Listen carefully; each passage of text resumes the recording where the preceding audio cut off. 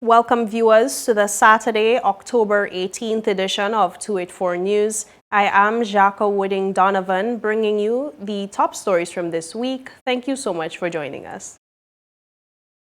After 8 years of waiting, the Eslyn Henley Riches Learning Center has officially reopened, providing a state-of-the-art facility for students with special needs in the Virgin Islands. More in this report. The official opening of the Eslyn Henley Riches Learning Center took place on Monday, with Education Minister Sherry De Castro delivering remarks highlighting the significance of this milestone. She noted that the center is the first purpose-built special education facility of its kind in the OECS region. Miss Eslyn Henley, a woman of vision and heart, the first principal, the builder of this brave beginning. So today, as we open this new home that bears her name, 8 years after the devastation of 2017, we are reminded that 8 symbolizes new beginnings. And so, this moment stands as both a tribute and a turning point, honoring where we began and embracing what we are becoming. This is more than a new building. To her family, this is a continuation of a legacy, rebuilt, reborn, and reimagined. Minister De Castro expressed gratitude to have special educators and ministry staff who have dedicated their lives to advancing education in the Virgin Islands, calling the opening symbolic for multiple reasons. She encouraged students to see the institution as a place to build themselves into functioning members of society, assuring them that they are not defined by their limits. She also thanked teachers for answering the call and families for enduring the 8-year wait. To our students, our Grizzlies, you are the heartbeat of this rebirth. This school was built just for you. Every room was designed with you in mind. You are not defined by your limits. You are defined by limitless potential. And so we will continue to build for you and with you to give you the skills, the support, and the confidence you need to step into the world ready to live fully, to work proudly, and to stand independently. Adding to the remarks, Dr. Martin Baptiste, Division Chief of the Social Sector Division at the Caribbean Development Bank, commended the Virgin Islands for achieving this milestone, particularly in catering to people with special needs. Meanwhile, Premier Dr. Natalia Wheatley described the project as one created with empathy and inclusion in mind. He thanked students for reminding the government what is possible and expressed appreciation to the Education Ministry, contractors, educators, and parents who contributed to bringing the project to life. To the students of the Eslyn Henley Riches Learning Center, this school belongs to you, and you are the reason we are here today. You remind us that ability takes many forms and that every child, regardless of circumstance, has gifts to offer our world. You are strong, capable, and an essential part of the bright future we are building together. The opening of the Eslyn Henley Riches Learning Center signals a new chapter in inclusive education in the Virgin Islands, ensuring that students with special needs have access to the purpose-built facility tailored to their growth and development. On Wednesday, mourners gathered to pay tribute to the late Dr. Robert MATHAVIOUS, celebrating his life, leadership, and lasting contributions to the Virgin Islands during a heartfelt memorial service. Scores of well-wishers gathered at the service and to celebrate his life and enduring impact in the Virgin Islands. Among those paying tribute was Junior Minister for Financial Services, Economic Development, and Digital Transformation, Lorna Smith, who highlighted Dr. MATHAVIOUS's strong character and forward-thinking vision, particularly his efforts to strengthen the BVI's relationship with China and expand the territory's global reach. In 2009, the Hong Kong Stock Exchange permitted the listing of BVI companies. following our tax information exchange agreement with China. It was another milestone in the house that Robert built. All of it, the trust, the credibility, the innovation, flowed from his philosophy of fit-for-purpose regulation. Not overbearing, not lax, but balanced. Regulation that enabled growth while protecting our good name. That balance is now embedded in our DNA as a jurisdiction. And that is Robert's true legacy. He often said, "We have no room for the ethically challenged." He meant it. The BVI must always be a hostile environment for anyone seeking to misuse our financial services. That principle, that moral clarity, is part of the standard he set and part of the promise we must keep. Robert was a man of deep faith. I know he can hear me when I say now, this is your legacy, and this is our promise, one we will always keep. Meanwhile, Robert Bryant, partner and head of BVI Corporate at Conyers, highlighted his first meeting with Dr. MATHAVIOUS, recalling how he brought forward the OECD report to help drive changes in the private sector. When he retired as head of the Financial Services Commission, Robert was laser-focused on the initiatives started by this paper. And the OECD paper, as originally published, had three principles: transparency, exchange of information, and elimination of harmful tax competition. Fortunately, in 2001, Paul O'Neill, the U.S. Treasury Secretary, issued a statement supporting tax competition and casting doubt on the report. Again, it would have been easy to assume that the OECD report was dead in the water and move back to the business of incorporation. But Robert recognized that this was not the end. Rather, transparency and exchange of information remained as foundational principles of the report. Robert MATHAVIOUS then had the difficult job of selling and enforcing transparency and exchange of information on the private sector. Needless to say, the private sector was not keen. It would have been easier for Robert just to ignore the issue. And frankly, we would have gotten away with it for maybe 10 years, maybe more. But Robert stuck with it, whether it was the Meet the Regulator forums with his walking the talk, or increased regulation and legislation shepherded by Robert through government and the private sector. Over 2 decades, Robert rolled out transparency and effective exchange of information for the BVI. Balanced against all of this was the pressure of the international bodies. I always marveled how the BVI fared better in our IMF and CFATF reviews than our competitors, such as Bermuda or Cayman. I believe it was because Robert had a much deeper understanding of the requirements of these bodies than perhaps did our competitors. Also throughout all of this, there were cries from the private sector that this will be the end of the incorporation business for the BVI. I heard this time and again. I can only imagine how often Robert must have heard it every time new regulations were rolled out. It must have taken incredible fortitude to withstand these cries of alarm, recognizing that the engine of growth of your people, the entire BVI, depended on getting the answer right. However, Robert stuck to his vision because it was right. He was right. And we have financial services today because Robert was right. Throughout the service, speakers praised Dr. MATHAVIOUS for his leadership, innovation, and lasting contributions to financial services and the development of the Virgin Islands. And viewers, with that, we take a quick break, but stay with us because there is more when we return. We mash the gas, them bite the dust. We set the speed while they gathering rust. Inside we heart BVI come first. So please don't be fooled, cause they not like us. Once we mash the gas, them bite the dust. Cause we always fast and we always fuss. If you want real speed, you know who to trust. Somebody better tell them they're not like who? They're not like us. CCT fast, like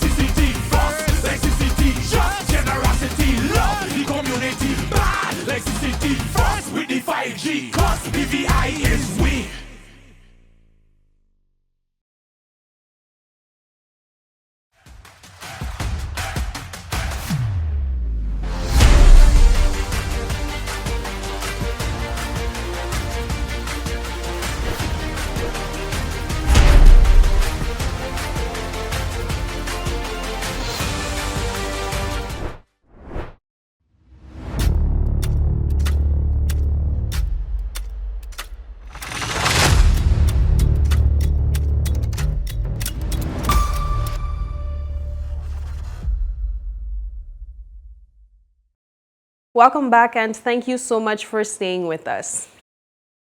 The excitement of school football is back as the BDO School Football League officially kicked off this week, with CCT and 284 Media returning as proud sponsors to support the development of young athletes across the territory. More in this report. The highly anticipated BDO School Football League officially opened this week, marking another exciting season of youth sporting talent. Telecommunications companies CCT and 284 Media returned as major sponsors, reaffirming their commitment to supporting sports development at the school level. During the opening ceremony, Birch Letsam, marketing and media manager at 284 Media and CCT, delivered remarks highlighting the positive impact of the league on the community and the opportunities it creates for young athletes. At CCT, we believe that building the BVI isn't just about technology, speed, or connectivity. It's about people. It's about passion and energy for young players like you that remind us that the future of sport in the BVI is alive and well. And of course, through 284 Media, we're committed to telling the stories, broadcasting your games, and capturing all your victories and celebrating all of your growth every step of the way. We often say that CCT is we, and that's because the BVI is we, and we are the BVI. This means that we're committed to continue to move forward together as one community, supporting, connecting, and celebrating our own. So as we kick off this season, play with your heart, represent your schools with pride, and remember that the entire Virgin Islands is cheering you on.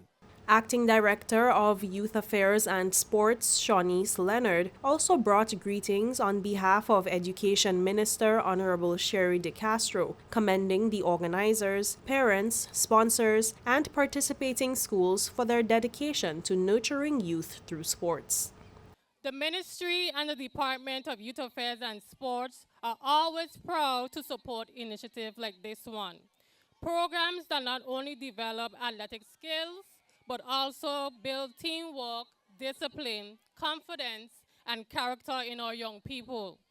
To the students and the athletes gathered here today, this league is about more than just winning a match. It's about learning the value of hard work, respect, and perseverance, both on and off the field. Play with heart, play fair, and always remember that you represent your school and your family and your community. To the coaches, teachers, parents, thank you for your time and energy and guidance as you pour into our youth. And to the BVI Football Association and your partners at BDO, thank you for your continued commitment to youth development and for creating opportunities for our students to grow through sport. As we kick off another season, let us continue to work together to nurture talent, promote healthy competition, and strengthen the future for football in the Virgin Islands. The league, which has quickly become a staple on the local sports calendar, aims to build school spirit, foster discipline, and create pathways for young footballers to advance in the sport. Meanwhile, Dane Hunter has described a tense, hours-long confrontation with Israeli naval forces in international waters after being aboard the Global Samud flotilla, offering a rare first-hand account of the interception that ended the flotilla's attempt to deliver humanitarian aid to Gaza. More in this report. British Virgin Islander Dane Hunter announced his return from Israeli prison last week after being part of the Global Samud flotilla, a humanitarian mission bound for Gaza. Speaking with 284 Media, Hunter described in vivid detail the hours-long interception by Israeli naval forces that led to the flotilla's capture in international waters and the subsequent detention of his crew. Hunter reflected on the dramatic nighttime encounter that he says began approximately 120 nautical miles from Gaza's coast, well outside Israeli territorial waters. According to Hunter, the Israeli Navy first made contact via VHF radio, channel 16, warning the flotilla that it would be intercepted for, quote, interfering in a military operation and attempting to breach the blockade on Gaza. The flotilla responded by citing Article 19 of the United Nations Convention on the Law of the Sea, which protects the right of humanitarian missions to travel unobstructed, particularly when delivering aid to civilians. Despite this, Israeli forces moved to intercept the flotilla's 45 vessels in a large-scale operation involving military ships, high-pressure water cannon boats, electronic disruption equipment, and even a submarine. They had a more specialized boarding craft, just with taller walls and a lot of technical gear on top of it. And anytime that boat was coming by, you would immediately lose all of your comms, you would lose the Starlink, and even instruments on board the boat would start going haywire. So for a lot of the interception, which lasted hours because there were so many of us, we had about 45 boats, I believe. We had to rely just on like handheld magnetic compasses because we could no longer trust what our instruments were telling us. Interception started evening, probably about 6 p.m. UTC, and they didn't get our last boat until the next morning, approximately, I think it was like 10 a.m.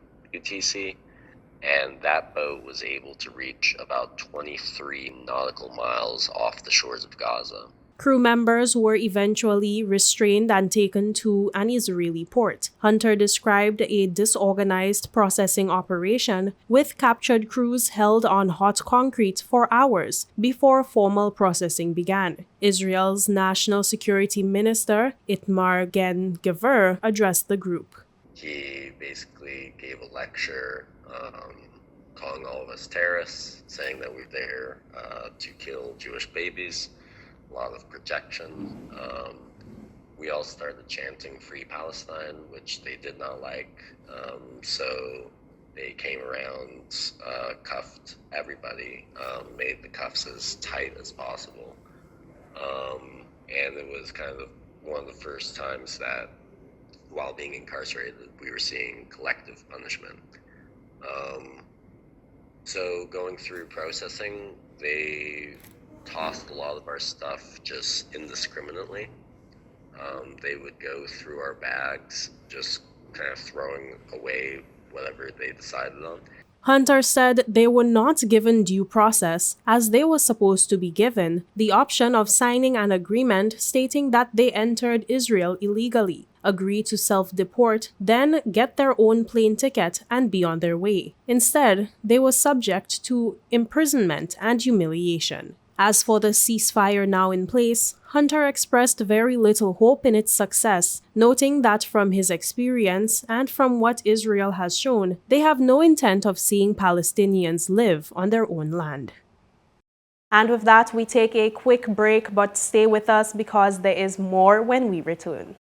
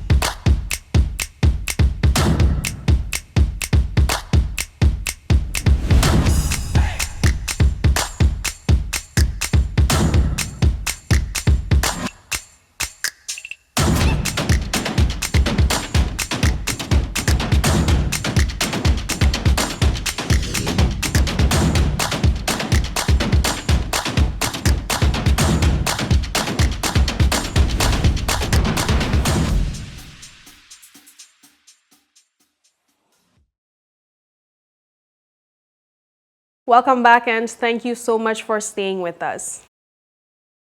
Miss Royal Virgin Islands Police Force 2024, Tresanne Sharp, is preparing to crown her successor at a ceremony on Sunday, October 19th. And ahead of the event, she stopped by 284 Media's studio to reflect on her year of service and personal growth during her reign.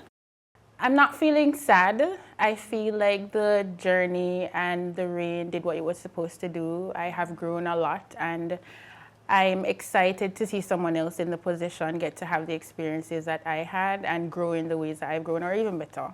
So I'm excited, I should say, even though I'm passing on the title. It would give a bit of bittersweetness, but I'm excited. I would definitely, in the past, be in the back of the class, helping out from behind the scenes. I'm happy now to put myself out there and do different things. This morning, for example, I had a presentation and it was supposed to be a group presentation, but I wasn't getting the other person. So I was like, you know what, I'm just gonna do it myself. I'll be fine, I know what I'm doing. You know, so compared to before where I'd be like, oh my gosh, I don't have somebody else, what am I gonna do? I'm not panicking. I'm definitely more calm and more confident in my ability to do whatever it is that I need to do. Discipline was always there. I have this thing for meal prepping and gym life, so a lot of times people would say, I don't know how you do that. So the discipline was always there.